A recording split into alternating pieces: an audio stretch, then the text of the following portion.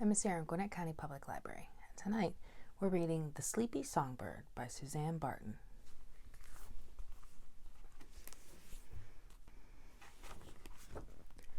Deep in the forest, the trees rustled and the animals stirred. The day had just begun. Perched on his branch, Peep woke up to the sound of a beautiful song. Who's that singing? He wondered.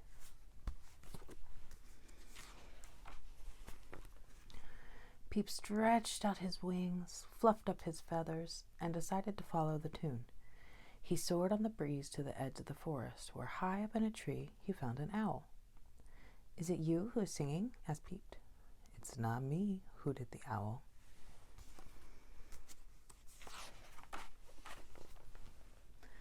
So Peep glided down to the field below, weaving through the grain, and soon he spotted a mouse. "Is that your wonderful song?" said Peep. "Not mine," squeaked the mouse.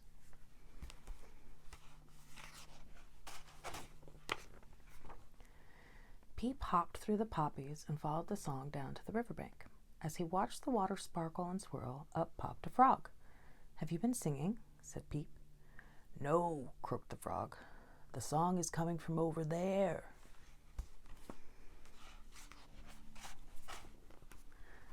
Peep looked up and saw an enormous tree on the top of a hill. The tree was full of birds, and they were all singing. Peep landed on one of the branches and listened.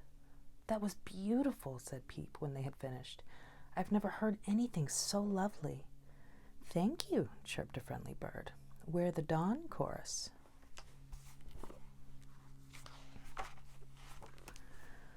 "What's the dawn chorus?" Peep asked. "We sing together each morning," said the bird. "Our song lets everyone know that it's the start of a new day." Peep thought for a moment. "Can I sing with you, please?" "Come for an audition tomorrow," said the conductor. "We start at dawn."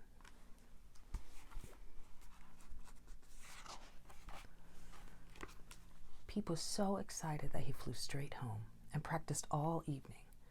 And when he couldn't sing another note, he fell fast asleep. The next morning, he awoke in a panic. "You're going to be late for your audition," called Owl. Peep blinked his sleepy eyes in the bright sunshine. "Oh no," he cried, and he flew off as fast as he could.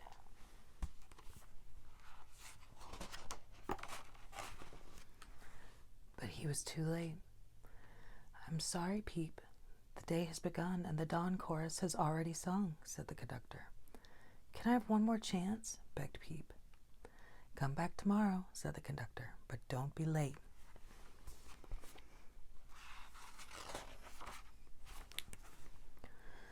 That day, Peep practiced and practiced. He sang so sweetly that all of the forest animals stopped to listen. The hours passed and Peep felt very tired, but he wouldn't go to sleep. He didn't want to miss his audition again. He watched the stars as night fell.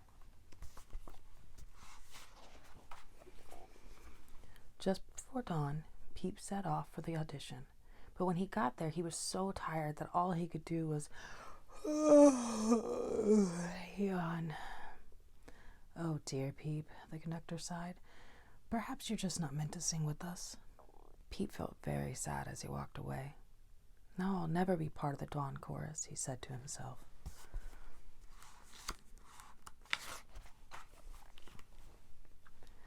He flew home all alone, and as the sun started to set, he sang softly. After a while, Peep heard another sweet song drifting toward him. Not far away, he saw a bird who looked just like him. "Why can I sing in the evening?" asked Peep, "but not in the morning with the dawn chorus?" "Because you're a nightingale, just like me," said the bird. "Nightingales don't sing at dawn, they sing at night." So as the stars came out and the moon shone brightly, the two nightingales sang the most beautiful song of all. Thanks for listening.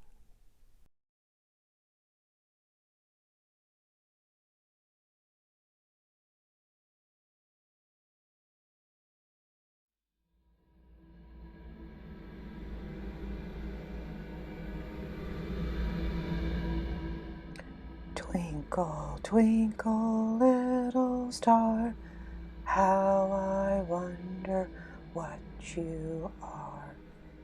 Up above the world so high, like a diamond in the sky.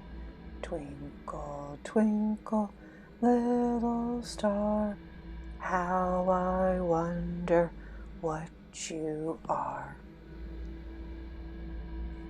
Twinkle, twinkle, little star, how I wonder what you are. As your bright and tiny spark lights the traveler in the dark, though I know not what you are, twinkle, twinkle, little star.